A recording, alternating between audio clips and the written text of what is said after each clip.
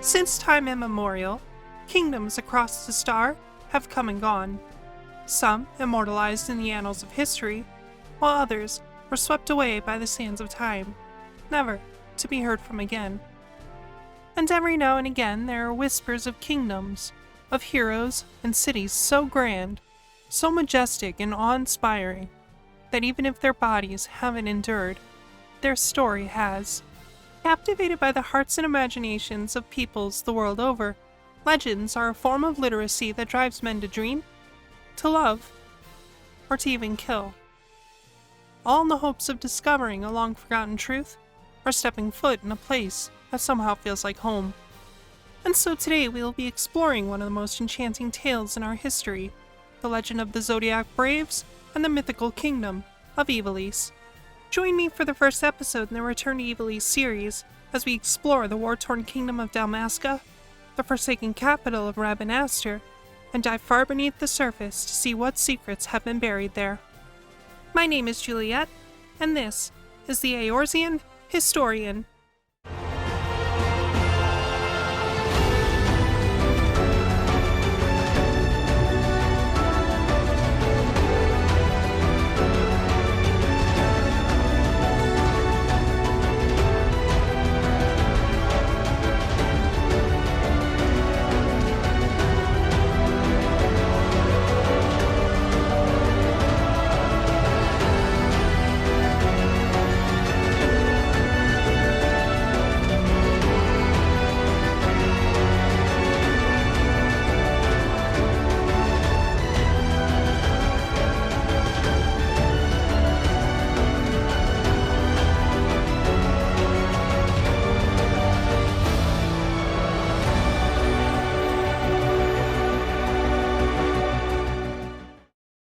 Please note, the contents of this video contain major spoilers for the Return of Ivalice raid series and Stormblood MSQ.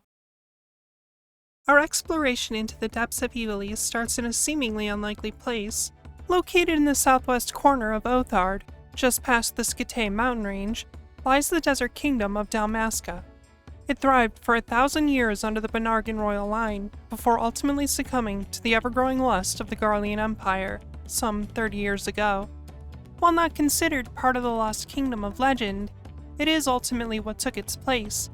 Founded by the Benargan family, their sigil, known as the Sun Crest, was risen as the flag of the nation.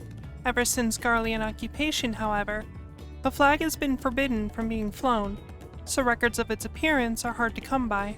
Their motto, "He with sight, heed it not," is an excellent example of how the Dalmascans lived their everyday lives. With so many different races and cultures, the Dalmascans adopted the live and let live mentality. As far as they were concerned, as long as no laws were broken, no one really cared what anyone did, having learned the benefit of keeping their thoughts to themselves after a horribly bloody history of racial differences. This expanded library of cultures brought with them extended menus of culinary delights. Spices and foodstuffs reached them from every corner of the globe, resulting in unusual dishes made from cactus or complex, delicate flavors of their famous red wine called Valens, a delicacy so rare that even a single bottle could cost a small fortune. This industry of trade and shipping was a primary force that cemented Dalmasca as a geographical powerhouse, as the Dalmascan Desert and the Burn are the only landlocked ways of traveling to Othard from Ilsabard. The choice between a hollowed wasteland and the scattered oases of the desert wasn't a difficult one to make.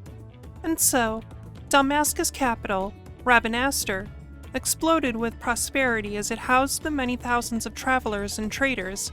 It became so rich with goods from both the east and west that the azure-tiled city earned the nickname the Desert Sapphire. This boon of trade wasn't just isolated to the scorching sands. To the southeast of the capital lies the port city of Valnain. Despite being separated by the Gulmore jungle, this epicenter of activity acted as a vital organ, connecting the kingdom to the shipping lanes that saw trade linked to every corner of the world. One of the prides of Dalmasca's shipping empire was the Ridoranna Lighthouse, a massive structure perched on a fathomless cataract in the Valnard Sea.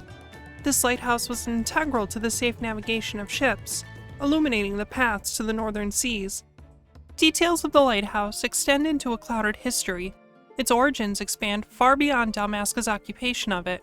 Here with me is Elio Forgeron of the Eorzean Archives, and he will be covering the next episode in the series, the Ridoranna Lighthouse, and the Clockwork City of Goug. Now, is the lighthouse part of Ivalice, or something else entirely? So that's a good question. You'd have to define if you mean Ivalice as a place, as in the kingdom, or as in a point in time. Technically speaking, what is now the lighthouse was the lower third of the Clockwork City of Goug. It's on an island far off the mainland of Othard in the Valnard Sea, and while it existed at the same time as Ivalice and the nations within, it itself was a separate place. So chronologically, yes. Geographically, no. Spiritually, kinda. Oh, now that is interesting. Now, the Clockwork City of Goug was a technologically advanced civilization compared to its counterparts at the time. What was it that drove them to be so different? So, as far as we know, it was a mix of a penchant for technological capability of the Goug, and a fundamental lack of aptitude with the arcane, much like the Garleans, who are speculated to have descended from the Goug. These two things mixed with a need to adapt to an island home that had limited space and resources resulted in them creating a civilization that had to build skywards instead of building outwards. It's also worth noting that technology is not a linear thing, so while their mechanical capabilities were extremely impressive and surpassed their peers, the peoples of Ivalice had their own forms of advanced technologies, just more magical than mechanical. I see. And as far as I know, it was this very same drive for advancement that may have committed to the city's undoing. Now a sundered relic, what drove the city to this event, and what came after, are all answers you'll find in Elio's video, so be sure to check it out in the description below. Now, despite Garamsythe's advancements in navigational techniques that saw the rise of their own merchant ships, Dalmasca's powerful hold over those vital lanes ensured its own prosperity. Dalmasca, despite being ruled by a king, also hosted something called the Blue Council. It was an assembly of officials that ruled together, albeit under the king's authority, and their name derives from the blue tiles that adorn their council chamber. These aren't the only influences on the everyday lives of Dalmascans. They sported a unique religion all their own as well. Known as the Light of Kilsha, it is a polytheistic religion based primarily on a god of light. There are records of the church meddling too deeply in the affairs of the government, and that was immediately met with public outcry that divisively separated church and state. One would think the Garleans would have respected this aspect of Dalmascan culture, but when they overthrew the kingdom, they destroyed or repurposed many of the places for religious worship, effectively stomping out the culture any way they could. Which brings us to that ultimate question.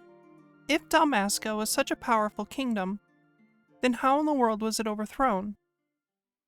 For a millennium, Dalmasca fought off invasions from every empire to rise and fall without breaking a sweat.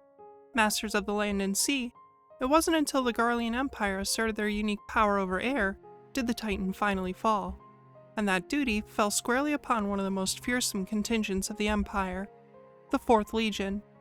Founded by Basch von Garamsythe, it is a unique legion that consists entirely of foreign soldiers. This policy was implemented by Basch and his son, Noah. Having both hailed from a place called the Republic of Landis, Basch was quick to bend a knee when Garlean rule came about. He rose through the ranks at unprecedented speeds, and earned the title Van, which was a rarity for non-Garlean natives. It was through his leadership that the Legion was able to claim Nalbina Fortress. At the time of the invasion, Prince Rassler and Princess Lesalia were stationed there, twin siblings and sole heirs to the Dalmascan throne. Eventually, Prince Rassler realized Nalbina would fall, and he bid his sister escape to the capital so the kingdom may have a beacon to look to. After 6 months of grueling battle and 70,000 Dalmascan lives claimed, Nalbina Fortress fell, and Prince Rassler along with it. But this ordeal had another drop of royal blood to take.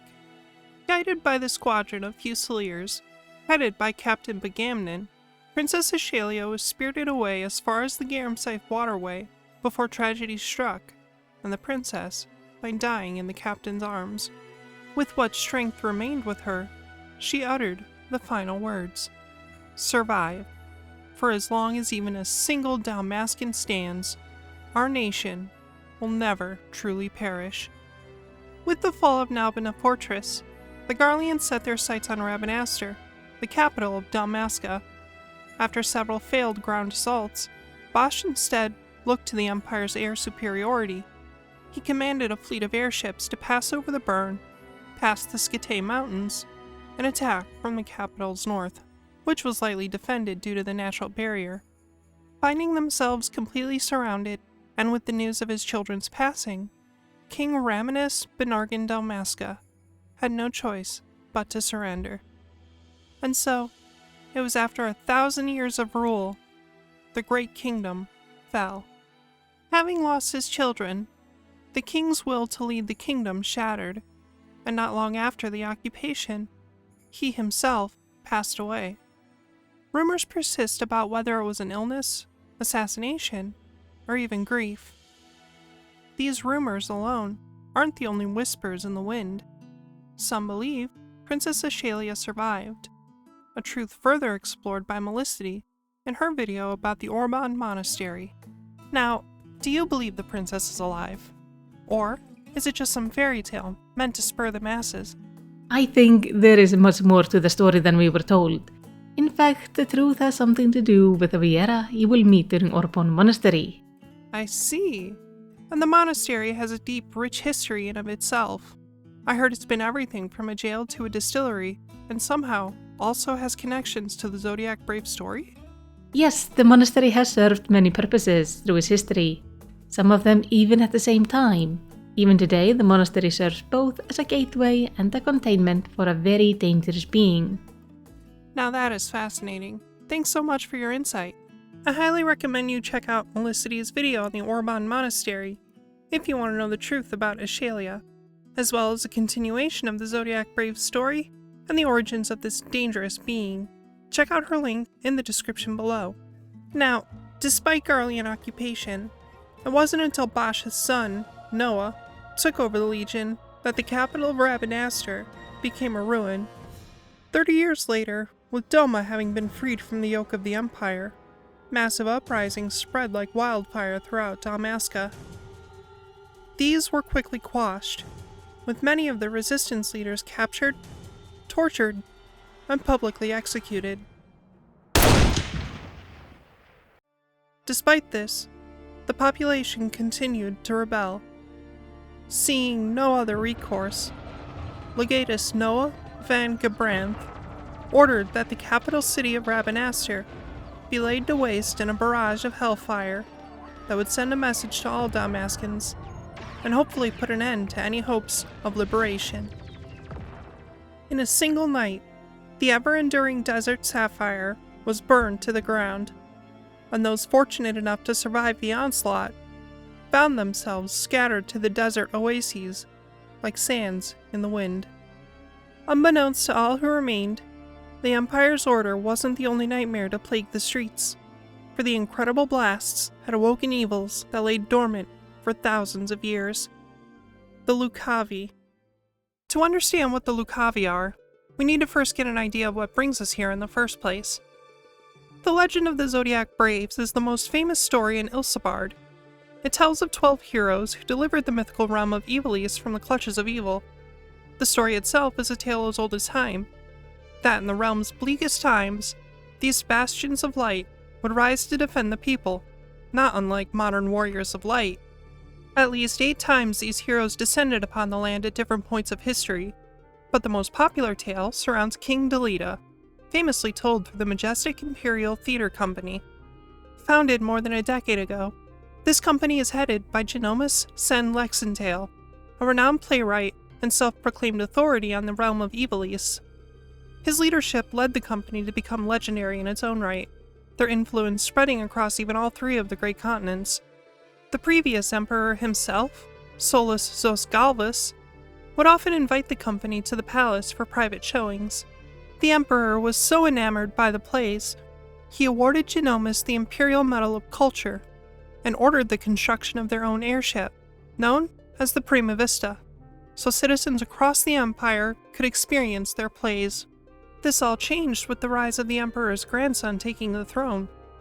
Varus Zos Galvus declared the plays overly critical of the Empire's expansion policies and ordered the shows to be censored. Genomus, true to his love of art, rebuked this order and fled the Empire with his family and troop aboard his airship before they could be imprisoned for treason. Instead of being disheartened by the exile, Genomus saw an opportunity. For years he studied the ancient legends surrounding the fabled kingdom of Ivalice using records known as the Durai Papers. These records are said to have been penned by the Lexentale's ancestor, Orbonne Durai, and they detail intimate accounts and information pertaining to the Lost Kingdom. Fortunately for you, I've compiled what info I can glean from the papers with the help of my friends and scholars, and I present to you one of the most well-known, but by no means only, iterations of the legend of King Delita and the Zodiac Braves. Once upon a time, in an era lost to history, there were two boys, Ramza Beolve and Delita Haral. Ramza was the youngest son in an ancient house with a bloodline of respected warriors, while Delita was the son of farmers who were in service to the Beolves. Since childhood, these two have been inseparable friends. When Delita's parents were taken by a plague, Ramza's father, Barbaneth, adopted the orphan boy and his younger sister, Titra, raising them as his own. He even went as far as enrolling Delita in the Royal Military Academy with Ramza.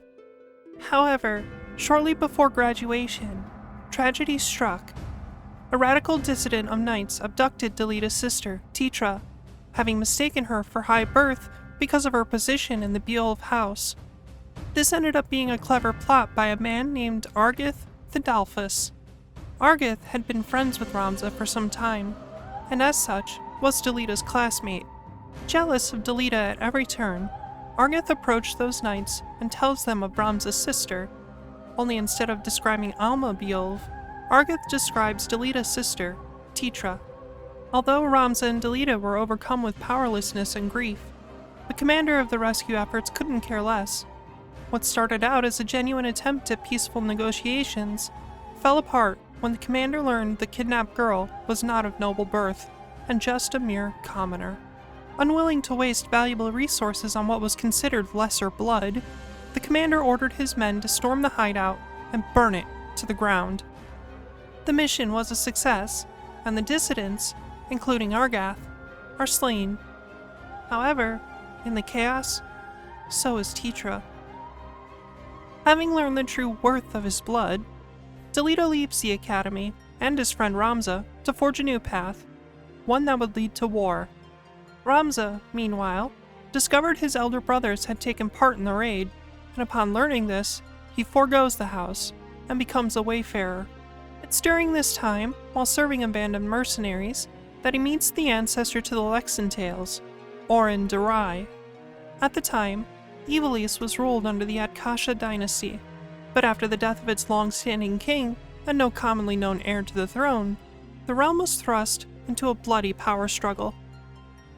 The Order of the Northern Sky, united under the banner of the White Lion, sought to claim the throne, but was met with opposition by the Order of the Southern Sky, which united under the banner of a Black Lion.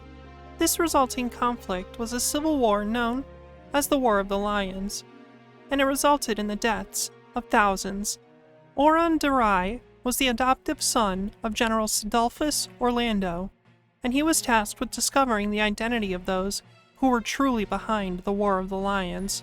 You see, throughout the war, the Church of Globados maintained an air of neutrality, but this turned out to be a ruse. They had used their power to influence outcomes and weaken both sides in their own bid to gain power. They sought to find the scattered Zodiac stones, objects used by the legendary Zodiac Braves. These stones are actually a form of Oorzeite that, for sake of simplicity, we will call Ultima's Oorzeite. These crystals possess the power to make one's deepest desires manifest. However, if the user's will is weak or ill-intentioned, the stone will corrupt both mind and body, giving birth to unholy creatures known as Lucavi. Lucavi aren't unlike primals in a lot of ways, though they are inherently distinct. twisted beings of flesh and power that were either created by the ancient being known as Ultima, the High Seraph, or transfigured from the souls of mankind. Now, Orin suspects the church can bring great harm if they obtain the power of these stones, but he lacks the evidence to prove it. That's when he meets Ramza. Ramza had already been branded a heretic by the church in his years as a wayfarer after discovering many of the clergy's inconvenient truths. Orin believes they could make a difference together, for not only was Ramza a heretic of the church, but he was also in possession of a shard of Ultima Zorisite. Unable to stop Ramza, the Church of Globados turned their attention to Sidolphus instead, and condemns the general as they did Ramza in an effort to drive him from the kingdom.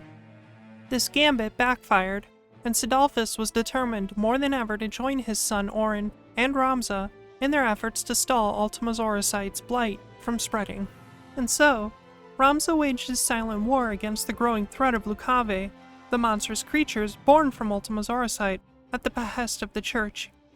Delita, meanwhile, learned of Ramza's position, as well as the church's scheming, after becoming an intelligence officer with the Order of the Southern Sky. Despite having strong desire to aid his long-lost friend, he had proven himself a capable and charismatic leader who used the momentum of the war to orchestrate a play for Ivalice's throne. Were he to openly oppose the church, it would be disastrous. Ramza, however, was already a heretic, and so Delita could use him to raise a sword against the church without consequence to himself, so long as their alliance remained secret. And it was that together they worked to end the chaos wrought by the Church of Globados, and the War of the Lions came to an end with Delita uniting Ivalice under a single banner and becoming the sole king. Of course, this isn't the only rendition of the story, and the entire scope is something that expands further than this video alone can cover. Here with me is the ever-dutiful Comet of FF14 Archived. It's her humble mission to archive anything and everything this world has to offer. Would you say cataloging the expeditions into Ivalice were some of the most daunting experiences you've had? Gotcha! And not only have you managed to do just that, but you've also maintained records of experiences and adventures no longer accessible by viewers. Is that correct? Well then, if you're keen to see what her great library holds, head on over there to get a full series of cinematics pertaining to this expedition, as well as an array of lost journeys or journeys you simply wish to relive. Her link is in the description below. Which brings us to the streets of the capital of Dalmasca, Rabanastre. For beneath these very stones, buried far below the sand, is what Genomas believe to be the royal city of Lesalia, capital of the lost kingdom of Ivalice. Despite the Empire's desire to wipe the city off the face of the map, the intrepid walls of the Desert Sapphire remain ever vigilant as a call of defiance. The streets, homes, and even the palace have crumbled, but they yet live on. The first landmark you can encounter is one that thousands of people have walked before, the majestic bridge that leads to the city's gates. Despite being built to withstand dozens of carriages, this behemoth of architecture splintered before the might of the Empire's barrage. The destruction of such a crucial artery rendered escape from the city nearly impossible, resulting in innumerable casualties. As it stands today, the bridge is guarded by a Lucave, known in folklore as Mateus the Corrupt.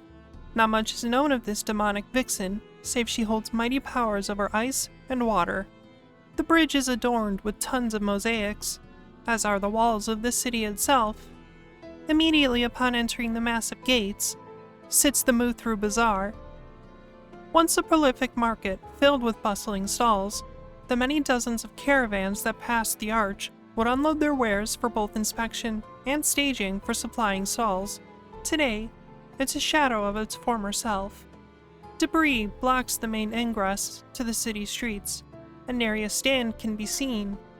All that remains is a ghost of what could have been. The next section of city is known as the Palace Square, once a plaza reserved for royal weddings, military parades, and gatherings of grandeur. It now rests as a shattered ruin occupied by scores of debris and remnants of Garlean occupation. There is a gorgeous rotunda surrounded by pools thick with algae. Paths to the east and west are shadowed by towering apartments and businesses, with intricate lattice-arched windows. The sights of the parades must have been extraordinary from that view, but today, the only thing to truly occupy your sight is the manifestation of a monstrous creature, another Lucavi, known in legend as Hashmal, bringer of order. Much like Mateus, there isn't much known about this creature.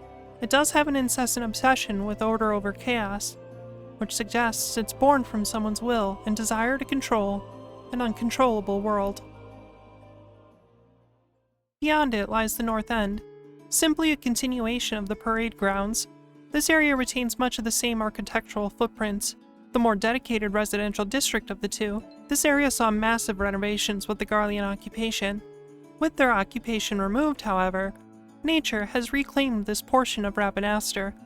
Red chocobos took to using the emptied pools as their breeding grounds. Large nests litter the shadows of the trees. With glistening ruby eggs half the size of an adult lalafell, the nests themselves are adorned with dried palm fronds, creating what appears to be a chocobo tail feathers on a robust body, a theory suggested by my dear friend Ray Ray. We believe the reasoning for this behavior could be to frighten away predators, who might believe the eggs aren't as alone as they'd think. Just up the road we can see a boulevard that takes us to the palace, but access to that part of the city has quite literally been blown up. Likely the site of one of the largest explosions, the blast has revealed a hollowed street, where just beneath this crater lies an expansive network of tunnels and sewage known as the Garamsythe Waterway. This subterranean portion of the city was constructed in a time long before even Rabanastre sat upon its mantle. Designed to ferry ice melt from the Skitay Range, this aqueduct serves as both an ancient sewer and water supply system. They've been painstakingly adding to it over the centuries, creating a labyrinth so nearly impossible to navigate, many have never been seen again. The walls, isolated in the moist environment, are slippery, smelly, and encrusted with moss and algae. There are simple light fixtures and multiple branching paths. These metal grates likely catch heavier objects in an effort to filter out impurities. Windows on the wall emit a light that grants the illusion that one is above ground, when actually these are crystals designed to look like windows. They seem to reflect light from the surface down to here in order to help illuminate the dark passages. Some appear to have been blocked, likely by debris on the surface or broken crystals. It's possible these designs also helped workers who maintain the sewers from feeling too isolated from the surface.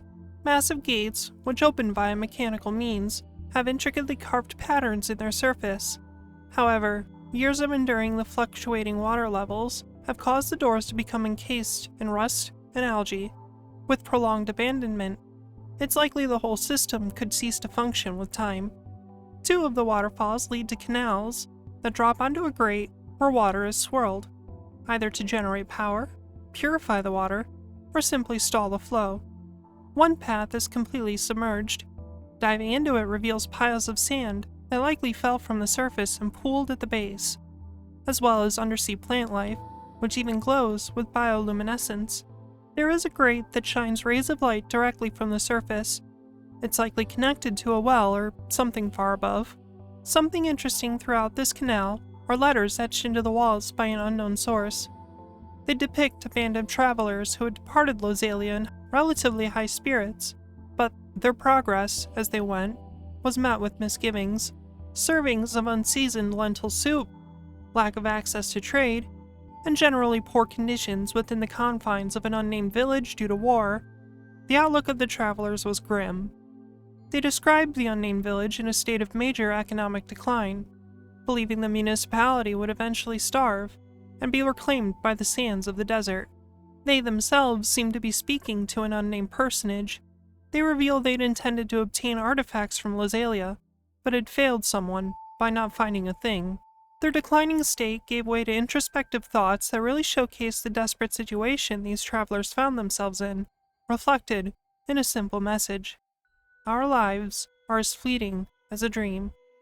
What a somber thought. It's actually unknown whether they were reciting the words of another, or it really was their own mortality staring them in the face. But one thing is certain, these windows into the past were recorded in stone at the base of a waterway. Was the Garamsythe Waterway once a thriving village above ground, lost to time when it sank beneath the earth? Were these crystal windows, once upon a time actual windows, where people could enjoy a warm midday breeze? History is often recorded not just in scrolls, but layers beneath our feet. Building over centuries atop the kingdoms and cities that came before it, we may very well be walking in the shadows of this very phenomenon. And to really see how deep the rabbit hole goes, we need to continue even further. Deeper still, through a broken channel in the wall, we find ourselves in the most ancient ruin beneath the kingdom of Dalmasca. This was once the royal city of Lesalia, capital of the lost kingdom of Ivalice. The history of this city is so buried that its existence has become legend, but this majestic structure is living proof that the kingdom existed, and we now walk the streets of a capital for the first time in thousands of years. The very first thing you'll notice is how the city seems to be built within a cavern. One of the most difficult things historians have tried to figure out is when exactly did the kingdom of Ivalice prosper? What era? We know from contemporary accounts that it's likely older than the 5th era. Its location on the map puts it within the Allegan Empire's occupation, and as far as we know, Ivalice wasn't under their rule, so it's unlikely the kingdom existed during the 3rd era. So, what that leaves is an era that might just fit perfectly. The 4th era, also known as the Forgotten Era. Without going into too much detail, the 4th era was a time where knowledge was shunned in favor of religious fervor. This realm, dominated by theology, aligns really well with the various accounts of Ivalice's histories. Ivalice was home to an ancient kingdom known as the Holy Eorzean Empire, long before the War of the Lions, and when the kingdom thrived, there was the puppeteering powerhouse known as the Church of Glabados. While these alone don't prove Ivalice ruled during the 4th era, they suggest it's a likely candidate. The reality is, we're not likely to ever know. We can only theorize given what we can dig up. For example, one theory is this cavern could have possibly been formed by the 4th Umbral Calamity, the earthquake that destroyed Alleg. During the 4th Astral Era, it's possible Lesalia was constructed in this massive chamber, either to defend against the elements from above, or escape the religious persecutions of neighboring kingdoms, or something else entirely. When the 5th Umbral Calamity rolled in, the Calamity of Ice, it's possible the glaciation quickly preserved the city below. Then, the ice experienced rapid melting, which terraformed the earth around modern-day Dalmasca, creating the very desert by depositing massive amounts of silt that eroded with powerful winds from climate change. That melted water might have seeped deep into the ground, creating the rapid formations of stalactites on the ceiling due to the mineral-rich rock formations, processes that would have been compounded by the 6th Umbral Calamity, the Flood. As you can see, the ground above sags heavily, likely due to softening of the earth from 2 calamities involving some form of water. This sinkhole ultimately began to tear, likely due to the massive fluctuations of desert temperatures compounded with shifting weight of the sand above. This created a fissure, exposing the ruins to the elements and threatening their longevity. So, without wasting any more time on theories, let's take a look around. Starting right at the beginning, we find ourselves in a pool considered the Lesalia Garden Ruins. Even this far beneath the surface, life found a way to thrive in this isolated pond, their seeds likely carried by the currents or fluttering in from the rift in the ceiling. We're immediately surrounded by 4 large buildings. The first 2 open up into the water, creating what we might find to be a bit of a walking hazard. Miraculously, these structures still retain their stairs and doors, likely built from limestone, sandstone, or another type of sedimentary rock. These materials ooze stains and discolorations, likely due to centuries of water damage and oxidization of iron particles. Despite these abuses from nature, the intricate carvings on the doors and walls are an ever-enduring testament to the lives of those who once called these abodes home. Beyond the modest streets and abodes, we find a platform that might have contained a rich adornment of flora, giving credence to the name Garden Ruins. All that remains today is a barren pedestal with the visage of a beast by the name of Rofocal. Unlike the other Lucavi that have broken free, Rofocal seems to have been a general with the Dalmascan army. His mind and soul twisted by the power of Ultima's Auracite, he has become something dangerous and unpredictable. Beyond him, there is a grand stairwell that leads to the temple ruins.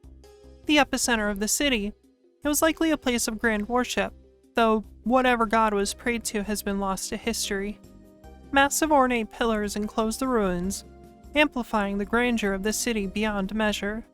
More homes can be seen woven into the architectural tapestry, possibly belonging to the caretakers of the temple itself, though we may never know. Ignited by the light from a crater above is the towering facade of the temple itself, and beneath its watchful gaze is a lone figure that transcends our understanding of everlasting life. IVth Legion, the very same noble responsible for the death of Delita's sister, Titra. How the manifestation of his human form walks these stones is a mystery, but his assurance that he alone is the rightful king of Lesalia and Ivalice persists even now. An interesting claim, because as you recall, I did not mention any inkling for that desire in my story, but like I said, that was just one iteration of the legend. Another legend, which coincides with some accounts from the dry papers, suggests IVth was heir to a high house that had fallen into disrepute due to the conduct of his grandsire. A selfish, narcissistic man, he turned his wrath against the only people he held influence over, the common folk.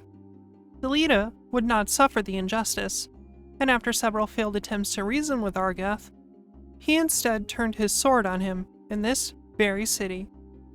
What Delita didn't know, however, was that IVth's family was in possession of an artifact known as the Duma. Despite its illustrious name, the relic was one of Ultima's Auracites. Being on his person at the time of engagement against Delita, the Duma unleashed an evil that had been sealed within, a Lucavi. It gave form to IVth's fury, reanimating his fallen corpse once Delita had departed. Unbeknownst to Delita, his childhood friend Ramza struck IVth's reanimated form down, finally bringing his soul to peace. The very fact that IVth, in his twisted form, stands before us now may be proof that this version of events is the true one. After all, it says IVth had been reanimated by the Duma, one of Ultima's Auracite. So, who's to say it didn't happen again? Dispatched this time, once and for all, the spirit of IVth truly has moved on, and the Duma became void of an inhabitant once more, bringing our chapter in Lesalia to an end. 1,000 years of history burned to the ground in a single day. Although Rabanastre still stands, and Dalmasca survives the Garlean occupation, we all know that it, as with any kingdom, will eventually fade to the annals of history. The Dalmascan Desert, with its ever-shifting sands, can swallow monuments whole, never to be heard from again. The ruins of Rabanastre rests upon a waterway, which may have once been a city, whose name was washed away like the canals that race through its veins, and that ancient cistern rests above an even older, far more legendary city, so deeply buried, its placement in the timeline is an answer we may never know. And so it falls to each and every one of us to do our best to catalog every nook, chart every corridor, and chronicle every event we experience, so that one day, thousands of years from now, when everything we know is swallowed whole and embedded in the layers of time, a new generation of people will know our names, learn our histories, and be forever enchanted by the stories we leave behind. Hello everyone! Thank you so much for taking the time to watch this adventure. The making of this video was an incredible undertaking, and I couldn't have done it without my new LoreTuber friends. A very special thanks to Malisity, Elio, and Ray Ray. I absolutely implore you to please check out their channels. If you want to learn about the Ridoranna Lighthouse and the Clockwork City of Goug, head over to the Eorzean Archives. For information about the Orbonne Monastery, and Ultima the High Seraph, check out Malicity's YouTube channel. And if you'd like to experience the story of the raid series, as well as the fights themselves, be sure to check out Ray Ray's channel, FFXIV Archived, where you can view the raid in its entirety without commentary. I really hope you enjoyed this video. Again, there will be no contest, solely because I've already spoken about covering Poor Maid's Mill. I know things got flipped around, so please look forward to that next, and with it, we'll be back on our regular schedule. Make sure you like and sub so you don't miss it, and be sure to share this experience with your friends. If you'd like to support the channel further, the link to my Patreon can be found below, as well as a link to my Discord server.